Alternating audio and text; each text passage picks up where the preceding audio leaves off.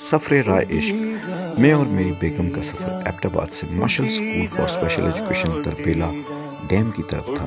ذہنی پسماندہ اور سننے بولنے سے محروم بچوں کا ایک بہترین ادارہ جو 1998 میں 7 بچوں کے ساتھ شروع ہوا اور آج ان خصوصی بچوں کے پاس انٹرنیشنل میڈلز ہیں۔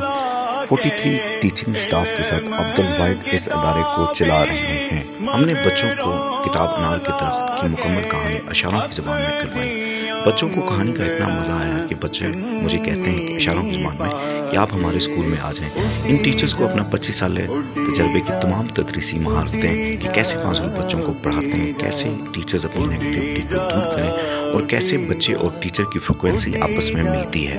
میرا مشاہدہ اسکول کے بارے میں یہ ہے کہ یہ بہت وسیع رقبے پر گرلز اور بوائز بلڈنگز کے الگ کیمپس، کھیلوں کے بڑے میدان ہیں اور یہاں کے بچوں کی خاص بات کہ یہاں کے بچوں کی ووکیشنل سکلز ہیں۔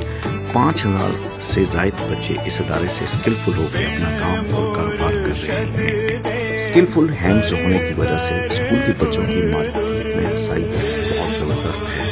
کھیلوں میں مشل اسکول کے پاس کئی انٹرنیشنل میڈلز ہیں۔ اس ٹریننگ کا نام سفر رائے عشق اس لیے رکھا ہے کہ سچا عشق ہمیشہ زمانے سے پوشیدہ رہتا ہے اور سننے بولنے سے محروم بچوں کا یہی سفر عشق میری زندگی کا مقصد ہے کہ میں ان بچوں کی زبان بنوں، ان بچوں کا ہم احساس بنوں جن کی زبان کو نہ کوئی سمجھتا ہے نہ کوئی جانتا ہے، اور میں اپنے آقا حضرت محمد صلی اللہ علیہ وسلم سے ان بچوں کے لیے علم کی خیرات